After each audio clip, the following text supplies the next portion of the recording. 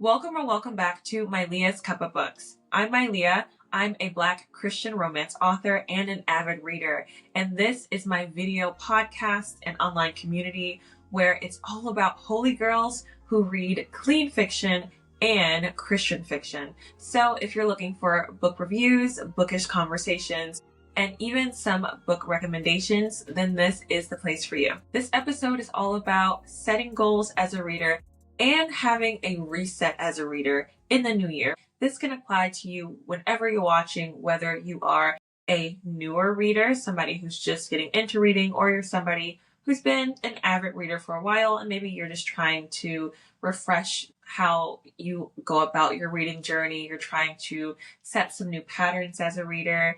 I am a Christian. I've been a Christian for many years, but I haven't always read clean fiction because honestly, I didn't know that it existed. And sometimes I didn't know if it would be interesting. And so for somebody like me, I think one of my goals would be just reading more clean fiction, more Christian fiction as well, and really being able to look ahead of time. I'm really somebody who I do still love to do this. I love to go to the library and go to the bookstore and just look around and see if there are any books that I like just by looking at the covers and maybe reading the blurb. But I think it's super important too, if you are trying to read more intentionally, to maybe look ahead, maybe do something like what I'm doing.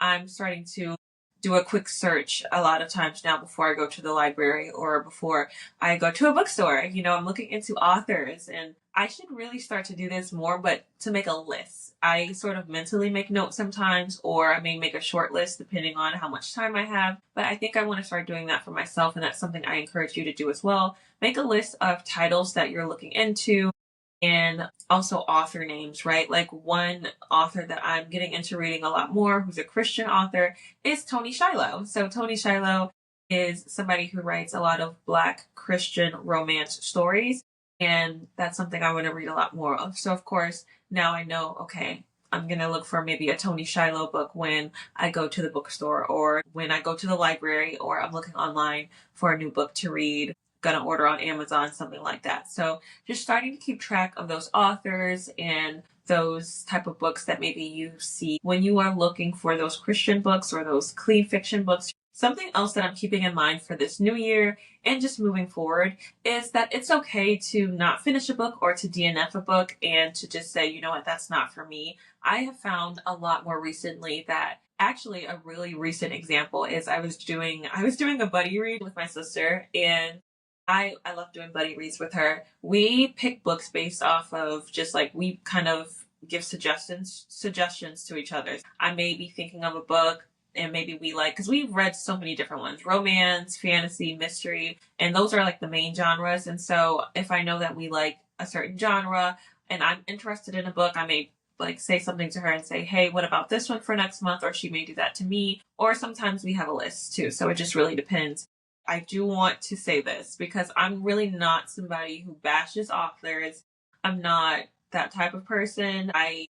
As an author myself too, I'm very much like, okay, I know that some books are just like, you like them or you don't. Maybe it's just not for you, and that's okay. So all that to say, I read The Teacher by Frida McFadden, and some people have controversial opinions about this author. Personally, I don't know much about this author, but because I like mystery and thriller books. So if that tells you anything about me, that's one genre that I really like, but I've been looking for a lot more Christian and cleaner books in that genre. So if you have any suggestions, anybody you think I should check out, any titles, go ahead and leave it in the comments. This book in particular, I personally had to stop reading. Like my sister and I actually both did, but I read it faster than her. So I was able to tell her, hey, actually, you need to be aware of some things in this book, because I haven't always been the type of reader, and I'm starting to do this more, but I haven't always been the type of reader that looks into like trigger warnings for a book. And so a lot of times I'm going into a book sort of blindly and just finding out that, oh, this is in this book. This is in this book. Oh, maybe this is something I should have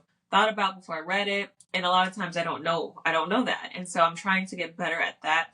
That's another reason why I wanted to start this video podcast, to be able to talk about books. So maybe it'll help somebody else who's like, oh, I want to read this, or oh, maybe I don't want to read that. So hopefully this helps. But all that to say, with this book, even though it was a good mystery, a lot of this book, and I was sort of like, obviously a lot of stuff that the characters were doing, I'm like, okay, this is questionable, but it's a thriller, it's a mystery. But this book in particular, it just took a turn where I think I had to stop at like, it was maybe midway through the book. I read a lot of it and I was like, yeah, I can't continue because there were inappropriate relationships in this book and I felt like it was just too much for me. The descriptions, the POV chapters just started to get too much for me personally. So just giving you a trigger warning for that. And there were just a lot of questionable things going on in this book. And I just remember being like, yeah, I can't. Like I actually had to just skip to the end so that I could see how it ended, so that I could talk to my sister about about the buddy read. But it just happened to be one of those where I was like, I'm either going to DNF this or I'm just going to figure out how it ends because I don't know what to, like, I don't want to pick up any other book like this. And so that I have that kind of experience, but I think I'm getting to the place where I'm sort of like, hey, if it's just not for me, if it makes me feel uncomfortable, then maybe actually I just don't finish it. I just don't pick up a book like that again. And maybe an author isn't for you anymore, you know? And I think that's something that I've been learning. And so it's okay. Like I'm learning that now. And I think it's okay to just say, hey, it's not for me. But also I think it's okay to not necessarily like, I don't want to, like, I wouldn't get on here and make a video and completely just bash this author just because I didn't like this book. Now, let's talk about reading books that you actually want to read. That's something else which sort of goes along with the last thing I said, but I'm all about reading stuff that I want to read. Now I'm really like trying to be intentional about curating books, like my shelves, whether it's actually on my physical bookshelf or I do a lot of ebook, or not ebook, I do a lot of audiobook reading, and I'm trying to get more into ebooks because I have a Kindle. But I want to just read more books that I want to read. I don't want to feel bad that I'm not reading a bunch of books that are super popular if I don't want to read them. And I don't want to feel bad that I'm saying no to a lot of the popular romance books because I'm a big romance reader now because I'm also a romance author. And so I think sometimes there can be a pressure, whether you are a writer or a reader, to read what everybody else is reading. And a lot of times what everybody else is reading it can be really spicy. It can have a lot of explicit content. And so that's just something that I am not interested in. I just feel like, why not read what you want to read? Why not, like, if I want to just read romance for a month, then why not just find clean and or Christian romance books that I want to read? Like, that's totally fine. And I'm also, so for me, also, I will say I am a huge romance and mystery reader. And fantasy, which I used to be a huge fantasy reader, but now it's more romance and mystery. Fantasy is probably in the top three. So it's like romance, mystery, and fantasy. And depending on the mood or like what I'm interested in at the time, a reset that I'm also focusing on this year is making more time for reading, but also sort of making it like romanticizing reading. I have a little cozy corner in my bedroom that I'm trying to fix up. And so I have little things like lights on my bookshelf. I have this cozy chair. I have my record player and record player stand with my vinyl right over here. So I'm trying to curate a space where I can sort of sit and read and really romanticize reading because I feel like I can read anywhere. Like I listen to audiobooks a lot, and so I do that a lot when I'm moving through the house, doing chores, or maybe I'm on the go running errands. That's something that I do a lot. But I'm really trying to romanticize it a lot more too, and maybe just sit down and slow down a bit and have a moment throughout the week. Or I'm not sure if I'm going to do it every day, but I really want to have like a mixture because I listen to audiobooks a lot too, and I read physical books, and I'm trying to get more into ebooks, but I want to have time where I can sit with my Kindle and maybe sit with a physical book from my bookshelf or from the library or something and just unwind with a cup of tea, which I have back here. I have some lemon tea, and just sit and read for a bit and just sort of unplug, unwind, enjoy. And so that's something that I'm working on. Again, I sort of romanticize reading too for me, like even on the go, again, I'm listening to audiobooks even as I'm doing chores. Like that romanticizes chores right there because sometimes chores can take a long time or it can be a lot of work. And it's like, okay, like if you have a task that you have to do, if you have to fold laundry or something, you can just listen to a book that you've been wanting to read while you're doing that. And that's something that's been helping me to read a lot more.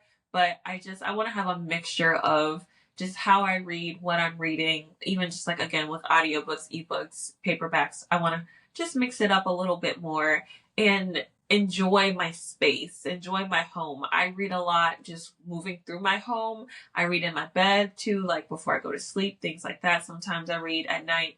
But yeah, I think just having a space for yourself in your home is a really great idea for just making yourself feel super cozy while you're reading. And if you are somebody who does not normally use an audiobook and listen to an audiobook, maybe try that and see if that helps you to really get more into reading so that you could read more, but also so that you could enjoy books that you want to enjoy without maybe having to sit down if you have a lot going on. And maybe it's just a busier season for you. I think all of these things can apply to any type of reader, but as a newer reader, honestly, just don't feel the pressure to be like every other reader or like every person you see online that says they're a reader, that is a content creator, and they're buying a bunch of books and making videos about them. Don't feel like you have to do that. Don't feel like you have to buy a bunch of books. Don't feel like you have to read a certain genre. Don't feel like you have to, like, I have one bookcase back here. Don't feel like you have to have a huge room dedicated to reading. I mean, if you can do that, that's awesome. I don't have that right now, and that's okay, but I am curating a space for myself in my home. And so do what you can. Start small. It's okay. If you can only afford to just go to the library, I love going to the library. Like, it's fine. Check out books from the library if you can't buy them. Don't feel pressured. I think that's the biggest thing I would say to a newer reader or somebody who's trying to get back into reading in general. Again, I feel like all of these can sort of apply in some sort of way, just depending on where you are. And if you're looking for a place to start, for instance, if you are a reader, whether you're a newer reader or you are a reader that's doing a reset this year, and you're looking for a place to start with reading clean fiction, clean romance especially, and more specifically, clean romance fiction, then I have the book for you. Ceaselessly Yours by yours truly, me, MyLeah Simone Marks. If you are watching, I'm holding up the paperback. It's a modern, contemporary love story, a Christian love story inspired by The Great Gatsby. It's not a direct retelling, but it has some Gatsby Easter eggs if you're familiar with the story. Even if you're not familiar with The Great Gatsby, I think you will love this story. It's a second chance romance with Black main characters set in sweater weather, which really goes through like fall and winter. So I know fall is over, but hey, it's still winter. It's still cozy season, and this is such a cozy book. If you're familiar with the Green Sister series by Christina Forrest, I read it and I remember thinking I had to skip scenes. I had to skip scenes because there were some really spicy moments that I was like, I'm not interested in this, but I love the romance.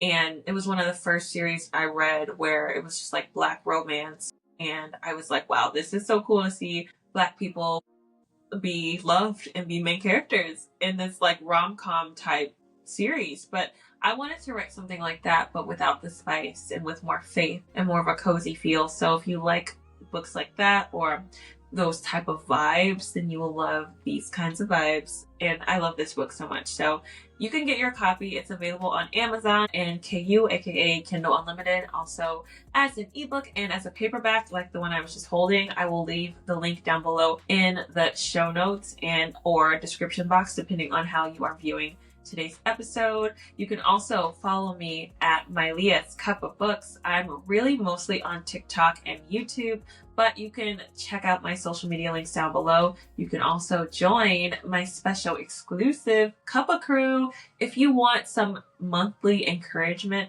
I send out devotionals, okay? I send out devotionals for my holy girls, as well as some updates about what I'm working on, whether it's books, podcasts, all the things, and it comes straight to your email inbox. So you can find all of that and more down below in the description box. Thank you so much for tuning in. Make sure that you let me know down below in the comments what book you are currently reading and one goal you are setting for yourself as a reader this year. Until next time, bye!